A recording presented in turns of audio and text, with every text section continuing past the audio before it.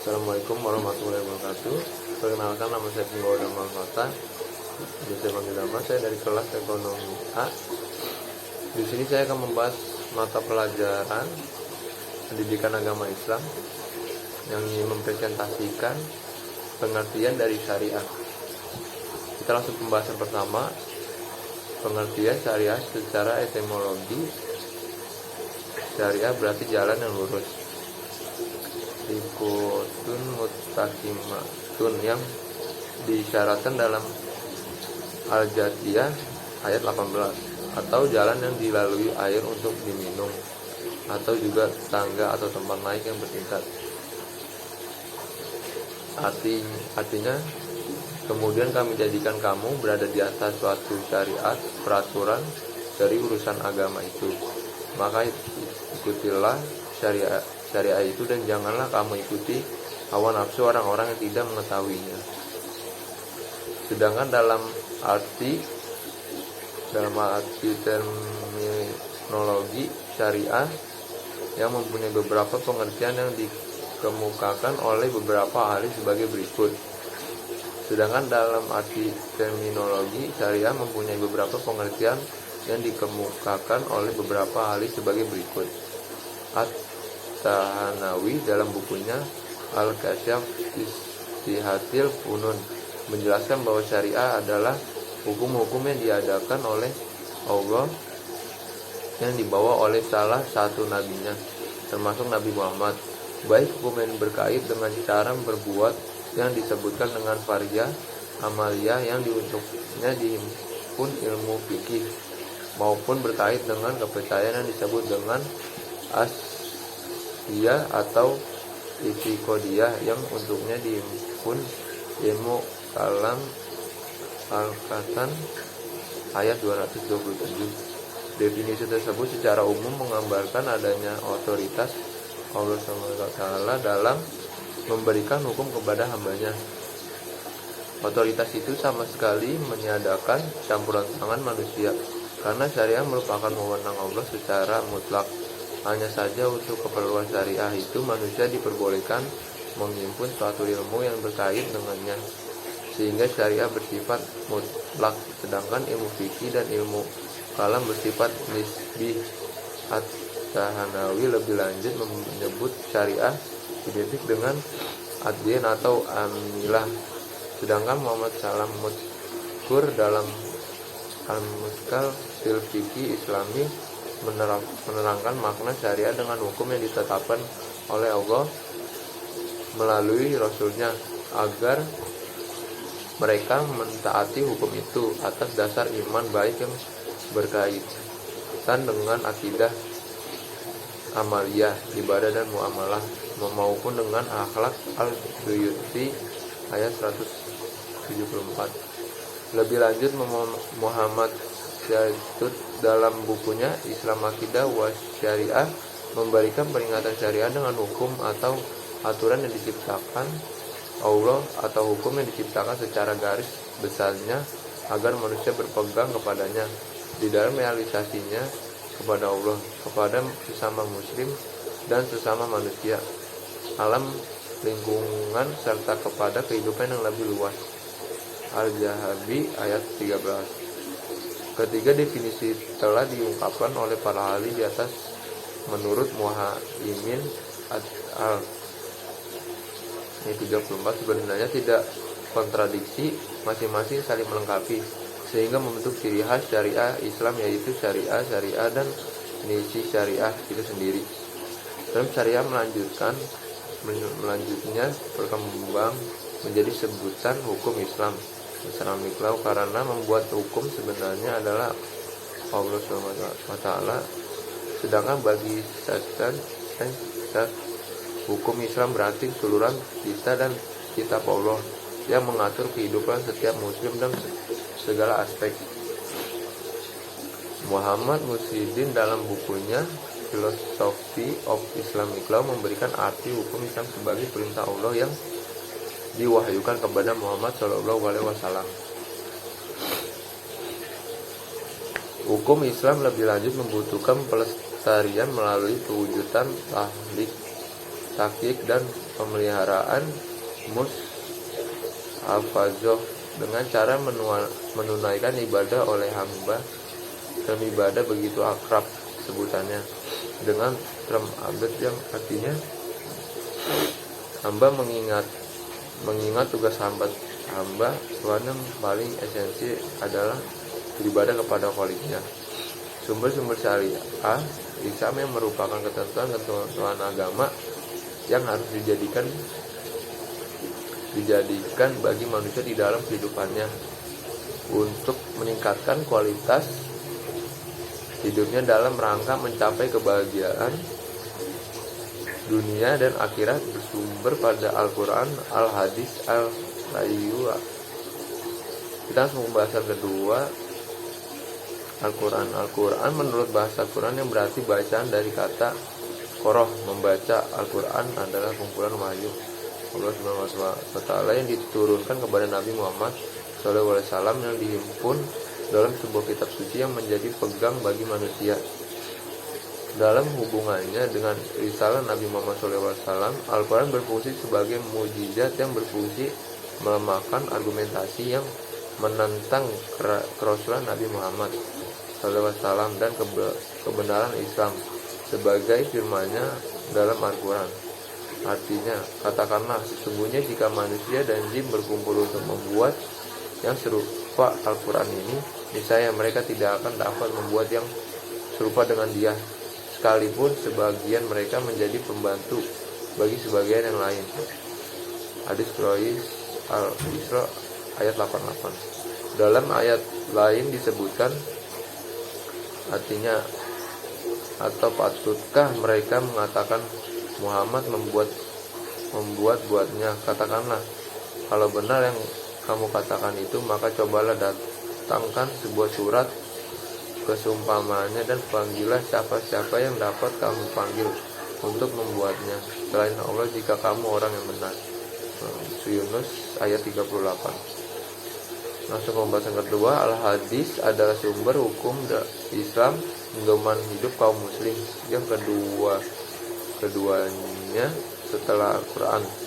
Bagi mereka yang telah beriman kepada Al-Quran sebagai sumber hukum, maka secara otomatis harus percaya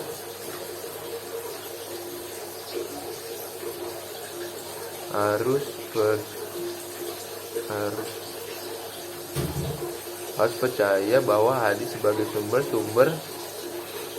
hukum Islam juga. Apabila hadis tidak berfungsi sebagai sumber hukum, maka kaum muslim akan menghadapi kesulitan dalam hal cara sholat, qada dan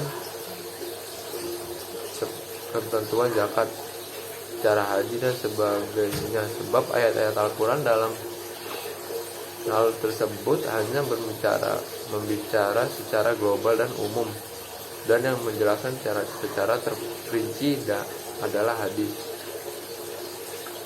Selain itu juga akan mendapatkan kesungkaran dalam hal menafsirkan ayat-ayat yang mutasyabihat, mutamal dan sebagainya yang mau tidak mau memerlukan hadis sebagai penjelasannya.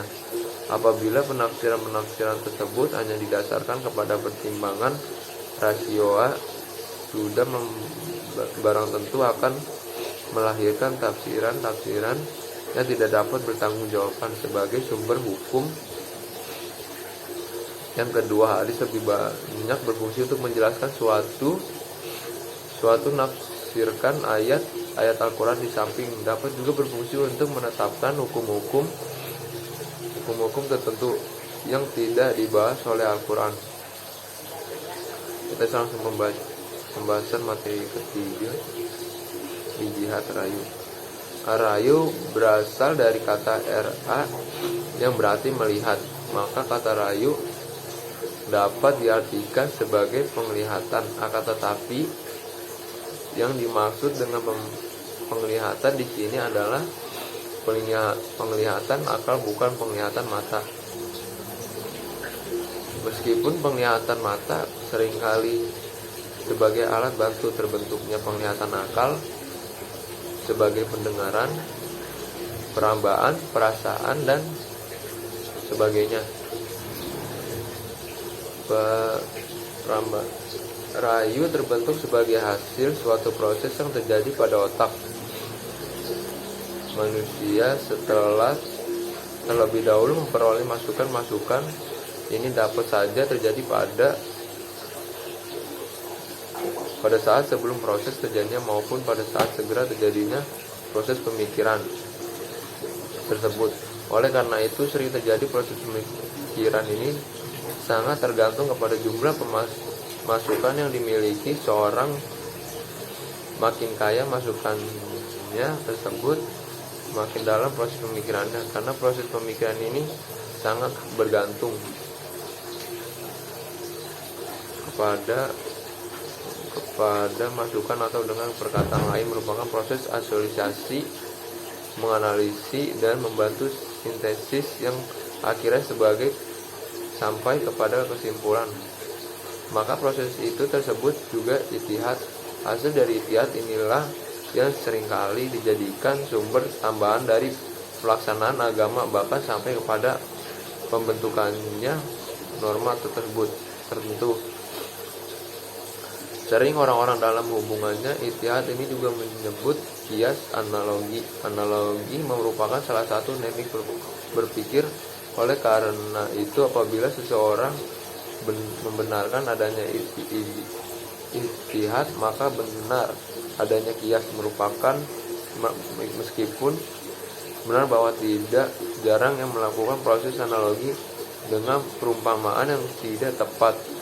Disinilah letak barangkali bahwa jihad tidak dibenarkan untuk dilakukan oleh sembarang orang untuk segala macam masalah. Dengan perkataan lain, diperlukan adanya keahlian seseorang.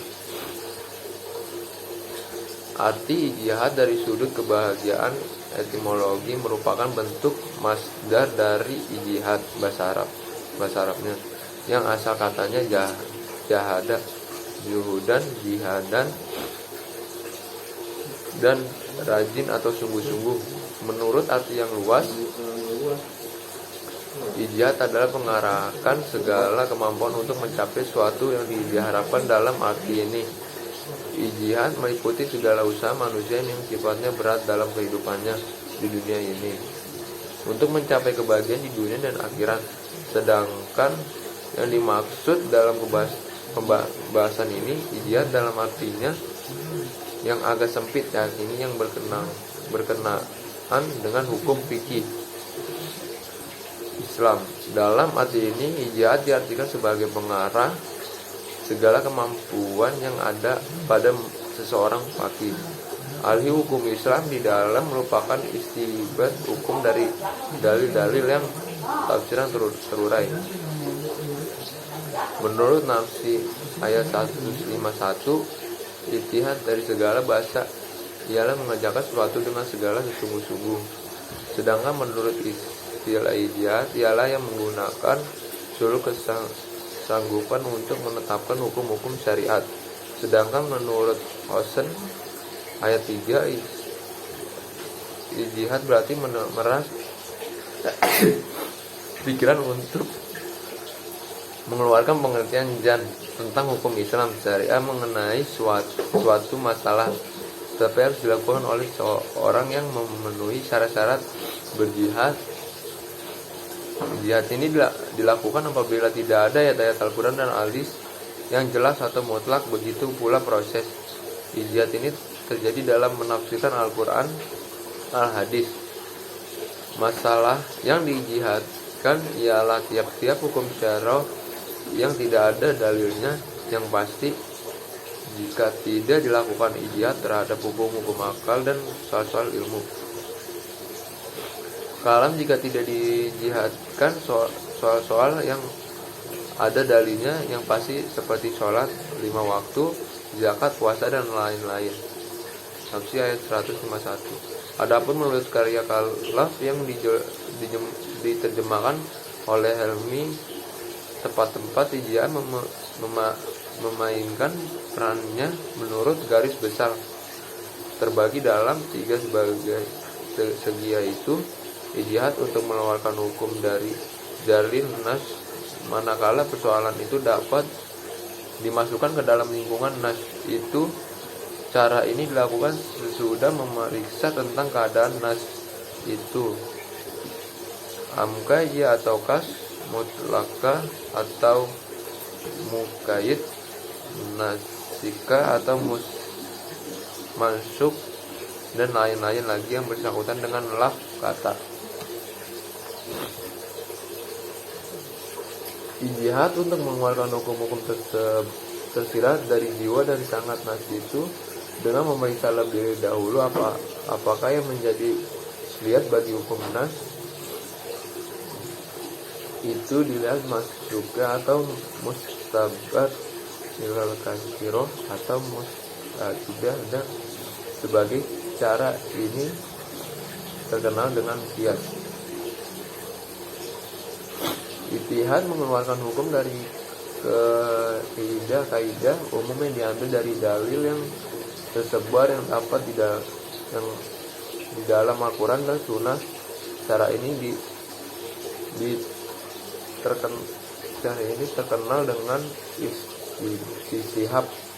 Masalah mustasariah sebagainya berkait dengan bagaimana hukum berjihad terdapat tiga hukum. Adapun hukum menurut Hafiz diantara wajib kafiyah dan sunnah. Sekian dari presentasi saya. Semoga udah maaf mengucapkan terima kasih telah mendengar presentasi saya. Assalamualaikum warahmatullahi wabarakatuh.